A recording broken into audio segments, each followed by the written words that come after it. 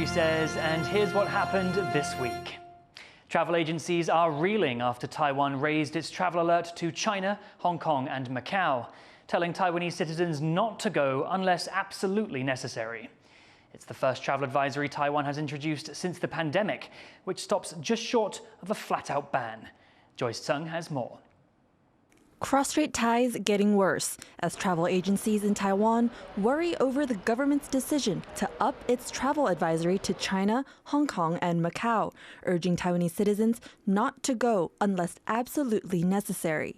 旅行业是蛮伤害的，我是不是不要一下子跳那么多级？跟大陆那边联系的结果就是没有影响，就是如期出发。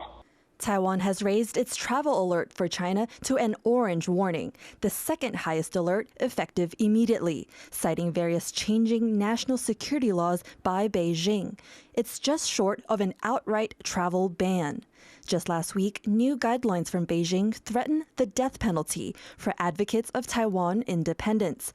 There were already concerns for the safety of Taiwanese travelers to China after a member of a tour group was detained there for several days. 如果政府没有因应状况去提醒国人注意危险讯号的话，是政府失职。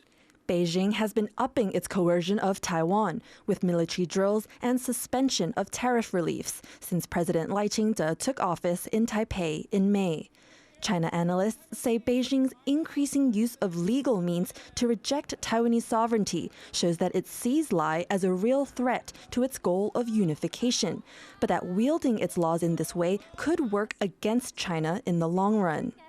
This has some potential for it to impact folks that aren't just Taiwan citizens, but all of the rest of us.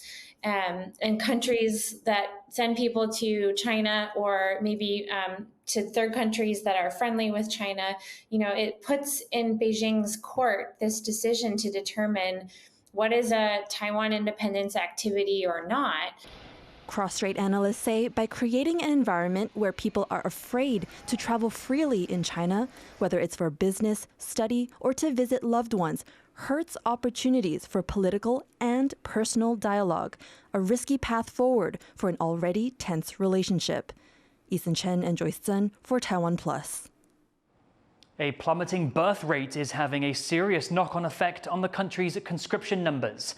To help ease the problem, the government is making it harder to get out of mandatory military service. For low-income families, that could be a big problem. John Van Trieste explains. It's been 7 months since Taiwan lengthened conscription for young men from just 4 months to a full year.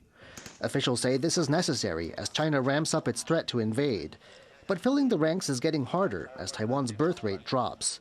For the first time, Taiwan has conscripted less than 100,000 recruits.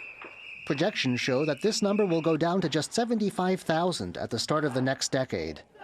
To fill the ranks, the government has had to relax rules on height and BMI, and it's also making it harder for those deemed fit to get exemptions from serving the full year.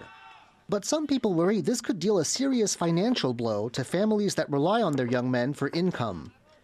It is still possible to get classified as a supplemental soldier, conscripts who do 12 days training before returning to civilian life. But there are plans to scrap exemptions for young men that need to earn for their families. The only exception will be men who are the only support for a severely ill family member. Regular conscripts are paid, but not very much.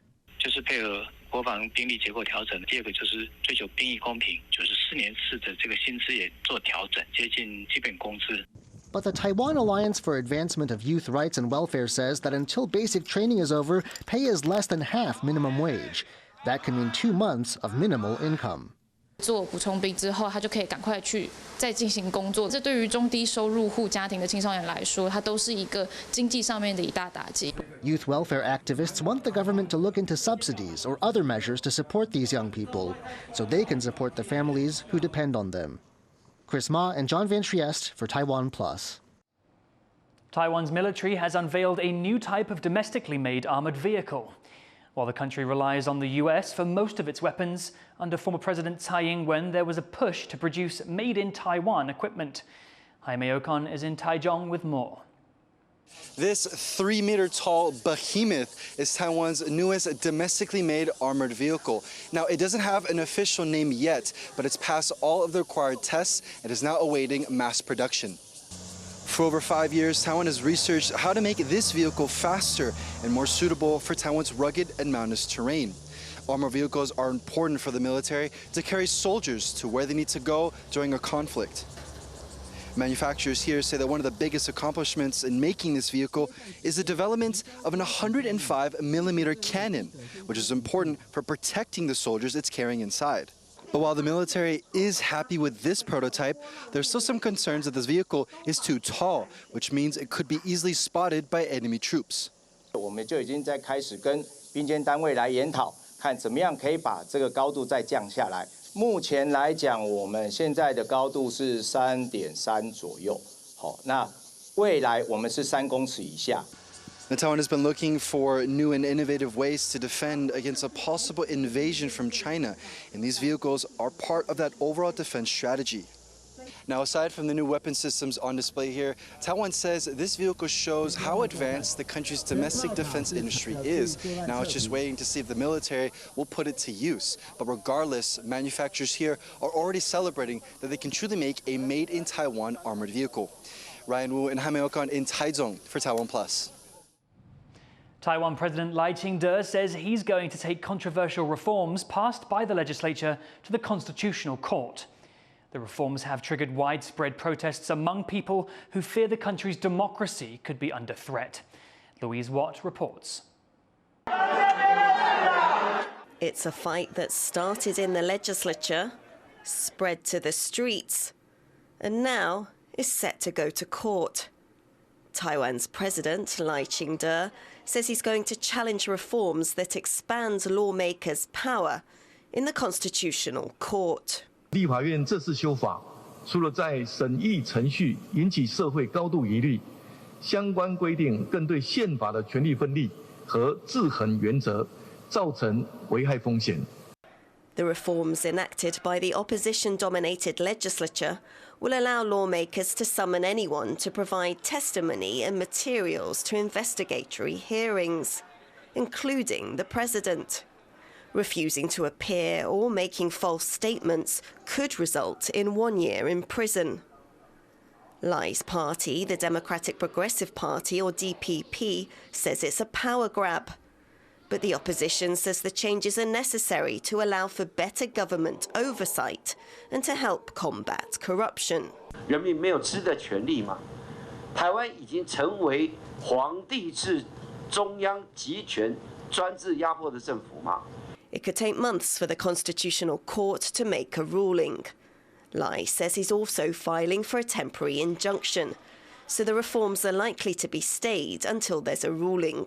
If it does pass and get implemented, then it's going to give the legislative yuan, the Taiwan's parliament, a greater ability to investigate government agencies. And that, some might say, is great. But then the other side of that, which is the DPP's view, is that it's going to seriously impair executive branch agencies' ability to do their job. Barely a month in office, the newly elected Lai says he doesn't oppose reforming the legislature. What he objects to is the expansion of power. But what has people worried most is how quickly the reforms were pushed through, with hardly any debate. A sign for many here that respect for Taiwan's democratic process could be on the line. Joseph Wu and Louise Watt for TaiwanPlus. Taiwan is still working toward full marriage equality as same-sex couples from opposite sides of the strait continue to fight for recognition. I went to a court in Taipei where one couple's case is being heard. The fight for full marriage equality in Taiwan continues.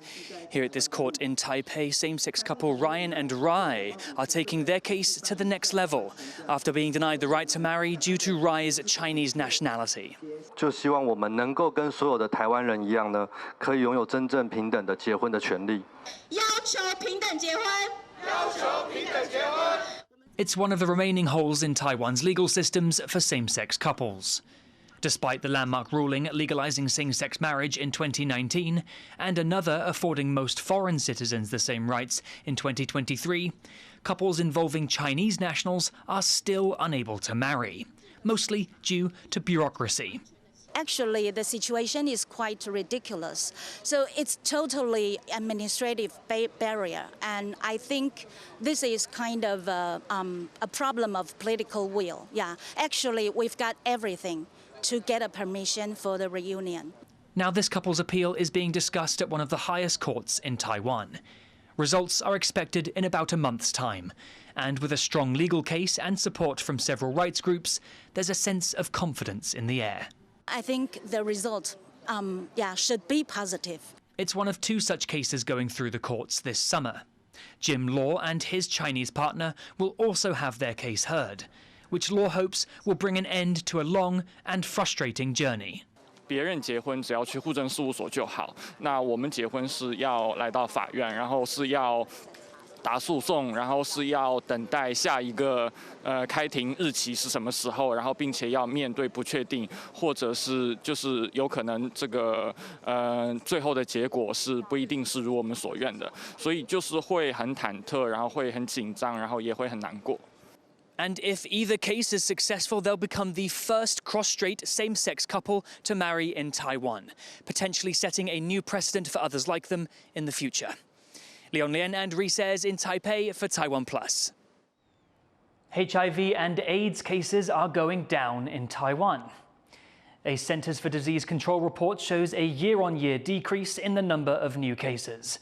There were 941 new HIV cases last year, continuing a downward trend since 2017 and the lowest numbers in 2 decades.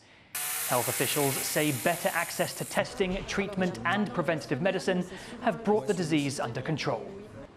包括自我筛检或是确诊就要马上治疗，这些对于我们整个 HIV 或是艾滋病的一个防治呢，都产生一个很大的一个功能，能够确实的来服药，这样子呢就能够也有效的减少一些艾滋病毒的一个量，那这样就可以减少传播给其他的一个人。 More extreme heat in Taiwan, with temperatures soaring to the upper 30s, causing hundreds of people to fall ill. And with no end to the scorching weather in sight, heat warnings remain in place around the country. Tiffany Wong reports. Protecting themselves from the sun however they can. People in Taiwan are trying to stay cool as the heat across the country hits severe levels.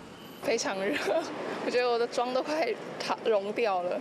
现在应该避免出门，如果出门的话，小心中暑吧，要防晒。 In the southern city of Kaohsiung, the mercury peaked at 39.8 degrees Celsius, just 0.4 degrees shy of the country's all-time high. Weather authorities say a high-pressure front is expected to cause more extreme temperatures and storms during the week. This is the Central Weather Administration, where they've been monitoring record temperatures throughout the month. And over the past few days, the heat index has reached dangerous levels, exceeding over 40 degrees Celsius. The high temperatures have resulted in an influx of people at Taiwan's hospitals. According to the health ministry, at least 515 people have sought treatment for heat-related illnesses in the past month. 很热的地方或者太阳直照的地方工作了1-2个小时，觉得身体有一些燥热，那发现说汗水越来越少，还有口渴的现象，可能就要到阴凉的地方休息一下。 To avoid heat stroke, health authorities suggest people avoid going out between 10 a.m. and 2 p.m., wear light, breathable clothing, use sunscreen, and drink plenty of water. While the days might be hot, scattered thunderstorms are also in the forecast, giving a glimpse of a long, humid summer ahead. Alex Chen, Kamashri, and Tiffany Wong in Taipei for TaiwanPlus. Thank you for watching Here's What Happened. You can visit the TaiwanPlus website or our social media for more stories from Taiwan and around the world. Finally, take a sneak peek of these performers set to represent Taiwan at the Cultural Olympiad in Paris this summer. I'm Reece. Take care, and we'll see you next time.